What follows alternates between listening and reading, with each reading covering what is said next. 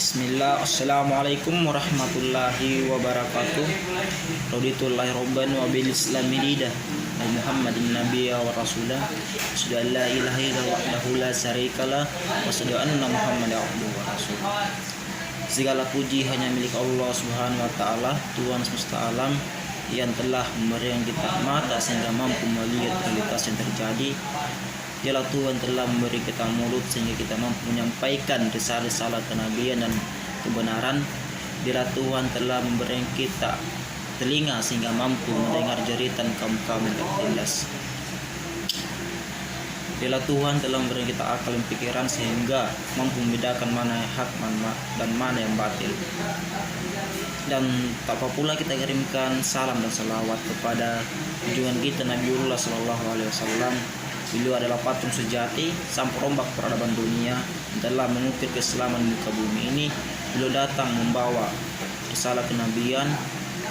Beliau datang bukan cuma mengajarkan kita tentang berdoa dan berzikir, melainkan mengajarkan kita bagaimana bermuamalah, bagaimana berekonomi dengan baik, bagaimana melakukan bisnis dagang sesuai dengan ajaran Islam itu sendiri. Baik, perkenalkan, nama saya Rizwandi Aspi akan memaparkan tentang sejarah pemikiran ekonomi di masa Rasulullah Sallallahu Alaihi Wasallam.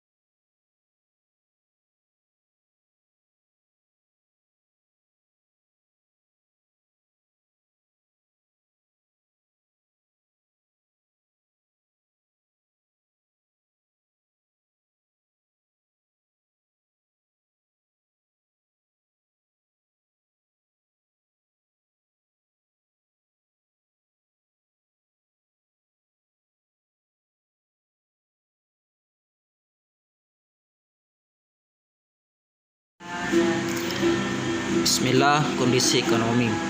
Jauh sebelum kedatangan Islam, bangsa Arab telah terkenal dengan kehidupan perniagaannya. Melalui jalur perniagaan inilah bangsa Arab berhubungan dengan bangsa Syria, Persia, Habsyi, Mesir, dan Romawi, dan semuanya telah mendapat pengaruh kebudayaan Helenisme. Dalam melakukan transaksi perniagaannya, suku bangsa Arab mempunyai kebiasaan menerapkan sistem ribawi seperti sebagaimana berikut. Seorang penjual suatu kepada orang lain dengan perjanjian bahwa perjanjiannya akan dilakukan pada suatu tanggal yang telah disetujui bersama. Apabila pembeli tidak dapat membayar tepat waktu, suatu tenggang waktu akan diberikan dengan syarat membayar dengan jumlah yang lebih besar daripada awal harga. Kondisi ekonomi mengikuti kondisi sosial yang bisa dilihat dari jalan kehidupan bangsa Arab. Perdagangan merupakan sarana yang paling dominan untuk memenuhi kebutuhan hidup. Pemikiran ekonomi Islam diawali sejak Nabi Muhammad Sallallahu Alaihi Wasallam ditunjuk sebagai seorang rasul. Rasulullah Sallallahu Alaihi Wasallam mengeluarkan sejumlah kebijakan yang menyangkut berbagai hal yang berkaitan dengan masalah kemasyarakatan. Selain masalah hukum, politik, juga masalah ekonomi.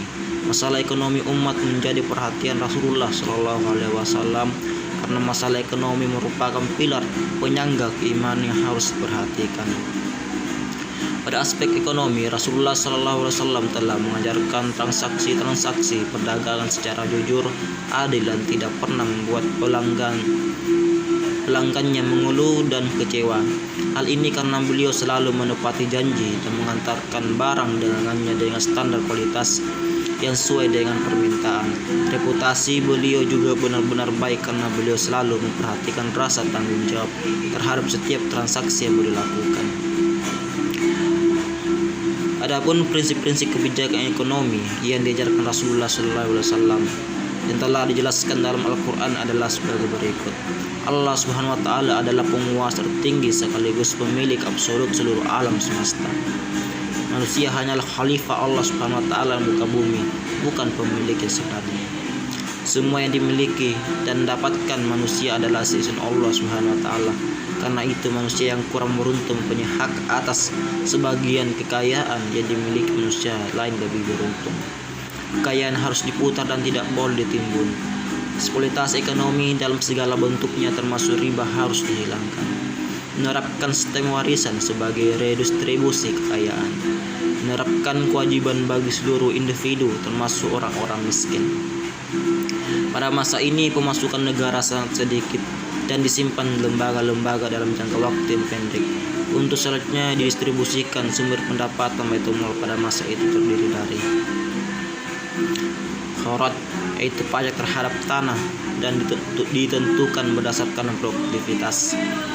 Zakat pada masa ini, zakat dikumpulkan dalam bentuk uang tunai, hasil peternakan dan hasil pertanian. Khams, yaitu pajak proporsional sebesar 20%.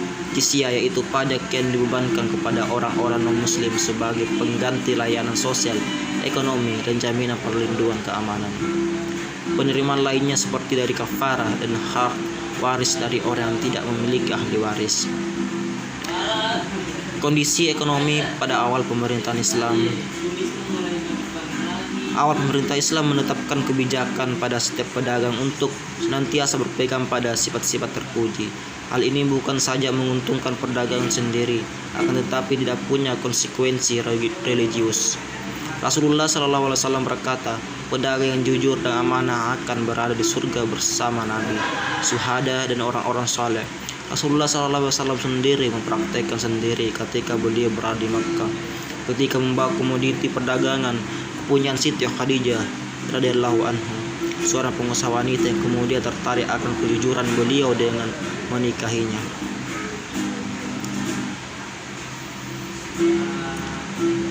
Pada awal pemerintah Islam dalam membangun perekonomian mengindikasikan bahwa negara memiliki hak dan wewenang untuk membangun ekonomi rakyatnya. Demi tumbuhnya perekonomian masyarakat, banyak dan mengawasi aktivitas ekonomi tersebut agar tidak menyimpan dari syariat Islam. Strategi Rasulullah SAW dalam membangun perekonomian kaum muslimin di Madinah.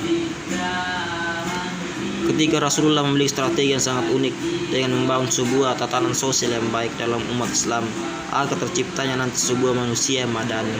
Salah satu kriteria masyarakat madani yang terwujud di Madinah adalah keseimbangan antara hak dan kewajiban sosial. Setiap anggota masyarakat memiliki hak dan kewajiban yang seimbang untuk menciptakan kedamaian, kesejahteraan, dan kebutuhan masyarakat. Konsep zakat, infak, sedekah, dan hibah bagi umat Islam serta jizyah dan kharat bagi non-muslim merupakan wujud keseimbangan yang adil dalam masyarakat tersebut. Setelah itu Rasulullah dalam mewujudkan tatanan sosial yang baik. Awal mulanya Rasulullah SAW memiliki 3 strategi, yaitu 1. Mempersaudarakan kaum muslimin, muhajirin, dan ansar, membangun masjid. 3. Membangun pasar dan melakukan perjanjian damai dengan berbagai komunitas yang ada di Madinah, solidaritas sosial. Selanjutnya itu Rasulullah membangun sebuah masjid dengan kata lain, yaitu membangun sebuah simbol yang itu merupakan sebuah simbol persatuan antar umat Islam. Menjadi masjid disebut dinamai Masjid Quba Madinah. Melalui masjid ini Rasulullah membangun sebuah strategi untuk bagaimana bisa menguasai ekonomi di Madinah dengan mengambil alihnya dari orang-orang Yahudi kala itu. Lalu Rasulullah SAW melihat keahlian dari setiap kaum muslimin baik muhajir maupun ansar.